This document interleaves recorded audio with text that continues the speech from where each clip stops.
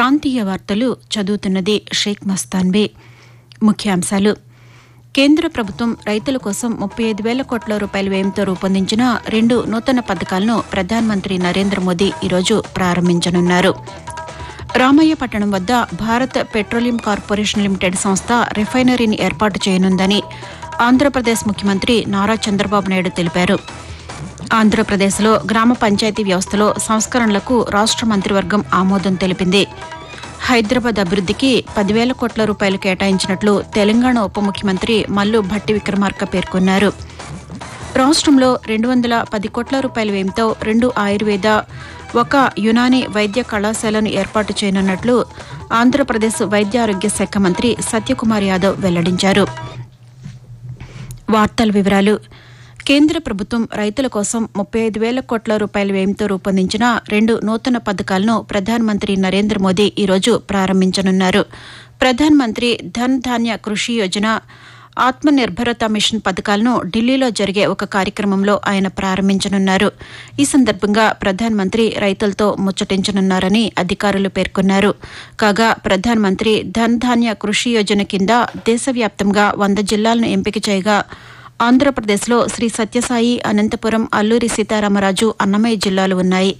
అదేవిధంగా తెలంగాణలో నారాయణపేట్, జోగులాంబ గద్వాల్, జనగాం, నాగర్ కర్నూలు జిల్లాలు ఎంపికయ్యాయి.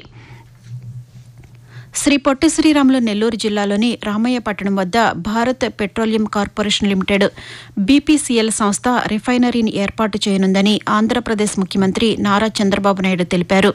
జిల్లాలోని ఈదగాలిలో విశ్వసముద్ర ఇంధనాల ప్లాంటును ముఖ్యమంత్రి నిన్న ప్రారంభించారు. అనంతరం జరిగిన సభలో ఆయన మాట్లాడుతూ, రామాయపట్నంలో తొందరలో బీపీసీఎల్ గ్రీన్ ఫీల్డ్ రిఫైనరీ వస్తుంది. ఇంకొక పక్కన క్రిప్కో గ్రీన్ ఎనర్జీ వస్తుంది. ఇలాంటి ఇన్ఫ్రాస్ట్రక్చర్ ప్రాజెక్ట్స్ అన్ని కూడా పెద్ద ఎత్తున వస్తాయి. ఈ జిల్లాలో శ్రీధర్ ఫౌండేషన్ ద్వారా ఎథనాల్ ప్లాంట్ పెట్టడం కాకుండా దీన్ని మనస్ఫూర్తిగా అభినందిస్తూ నేను ఒకటే మీ అందరినీ కోరుతూనే ప్రజాప్రతినిధుల్ని రాబోయే 2047కి భారతదేశం ప్రపంచ దేశాల్లో నెంబర్ 1 దేశంగా ఉంటుంది. హైదరాబాద్ అభివృద్ధికి 10,000 కోట్ల రూపాయలు కేటాయించినట్లు తెలంగాణ ఉప ముఖ్యమంత్రి మల్లు భట్టి విక్రమార్క పేర్కొన్నారు. నగరంలోని హైటెక్స్లో నరెట్కో ప్రాపర్టీ షోను మంత్రి జూపల్లి కృష్ణారావుతో కలిసి ఆయన నిన్న ప్రారంభించారు. ఈ సందర్భంగా ఉప ముఖ్యమంత్రి మాట్లాడుతూ, ప్రభుత్వం హైదరాబాద్ అభివృద్ధికి కట్టుబడి ఉందని అన్నారు. తాగునీరు, నిరంతర విద్యుత్ అందించడంతో పాటు ప్రజలకు ఎలాంటి ఇబ్బందులు లేకుండా చర్యలు తీసుకుంటున్నట్లు ఉప ముఖ్యమంత్రి తెలిపారు. ఆంధ్రప్రదేశ్లోని గ్రామ పంచాయతీ వ్యవస్థలో సంస్కరణలకు రాష్ట్ర మంత్రివర్గం ఆమోదం తెలిపింది. ముఖ్యమంత్రి నారా చంద్రబాబు నాయుడు అధ్యక్షతన మంత్రివర్గ సమావేశం అమరావతిలోని సచివాలయంలో నిన్న జరిగింది. రాజధాని అమరావతిలో రాజ్భవన్ నిర్మాణానికి, రాష్ట్రంలోని వివిధ ప్రాంతాల్లో పరిశ్రమల ఏర్పాటుకు భూ కేటాయింపులకు మంత్రివర్గం ఆమోదం తెలిపింది.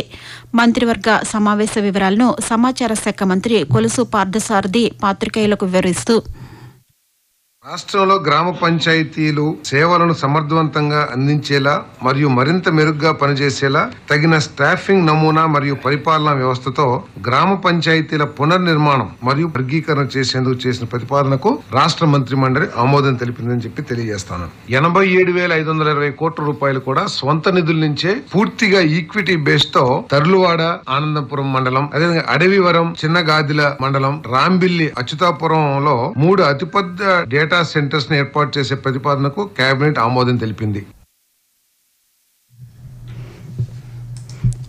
రాష్ట్రంలో 210 కోట్ల రూపాయల వ్యయంతో 2 ఆయుర్వేద, 1 యునాని వైద్య కళాశాలను ఏర్పాటు చేయనున్నట్లు ఆంధ్రప్రదేశ్ వైద్య ఆరోగ్య శాఖ మంత్రి వై సత్యకుమార్ యాదవ్ తెలిపారు.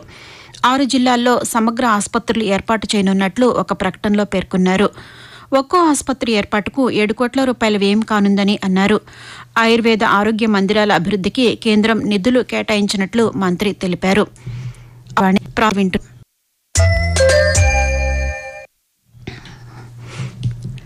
అన్ని వర్గాల ప్రజలకు ప్రయోజనం చేకూర్చే విధంగా వస్తుసేవల పన్ను జీఎస్టీ స్లాబులను ప్రభుత్వం సవరించిందని విజయనగరం జిల్లా కలెక్టర్ ఎస్ రామసుందర్ రెడ్డి చెప్పారు. ఈ అవకాశాన్ని ప్రజలంతా సద్వినియోగం చేసుకోవాలని ఆయన పిలుపునిచ్చారు.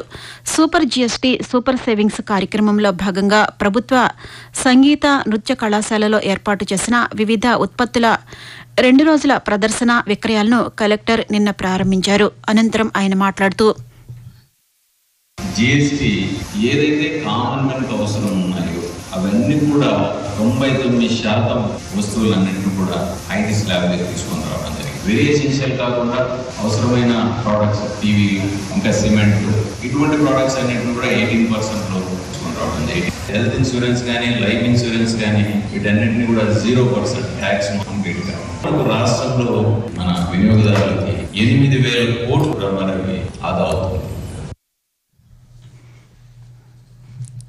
వివక్షతో బాలికల స్వేచ్ఛను హరించే హక్కు ఎవరికీ లేదని సమగ్ర శిశు అభివృద్ది పథకం ప్రాజెక్టు అధికారి జయంతి పేర్కొన్నారు.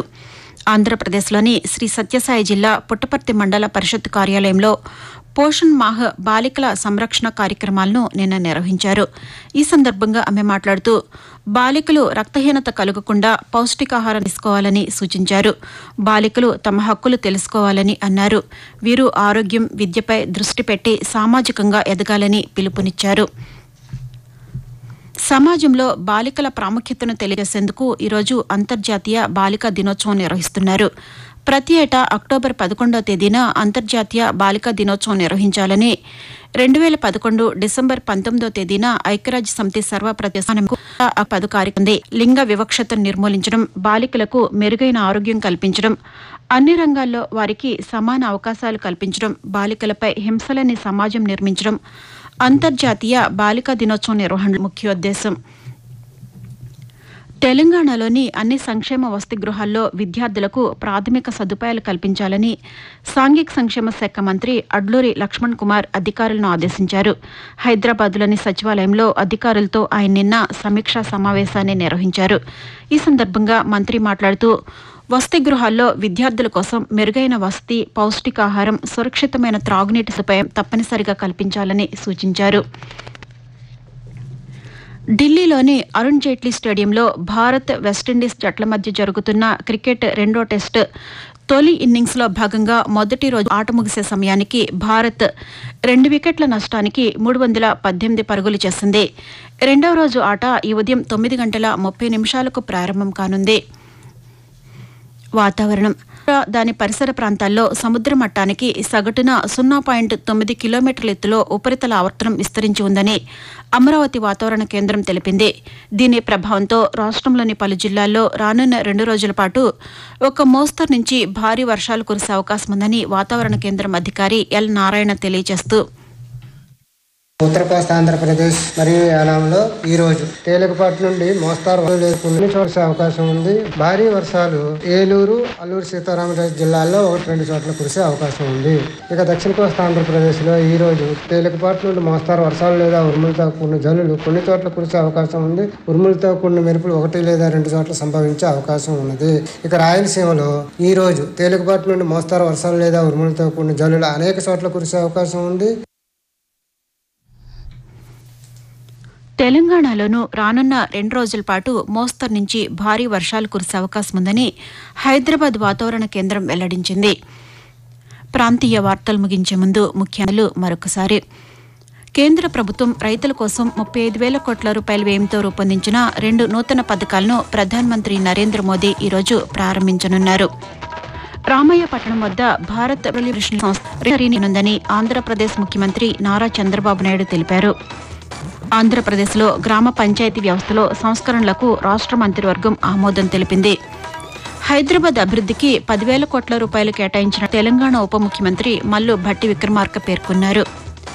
రాష్ట్రంలో 210 కోట్ల రూపాయల వ్యయంతో 2 ఆయుర్వేద, 1 యునానీ వైద్య కళాశాలను ఏర్పాటు చేయనున్నట్లు ఆంధ్రప్రదేశ్ వైద్యారోగ్య శాఖ మంత్రి సత్యకుమార్ యాదవ్ వెల్లడించారు. ఆకాశవాణి ప్రాంతీయ వార్తలు ఇంతటితో సమాప్తం. తిరిగి 7:05 జాతీయ వార్తలు వింటారు.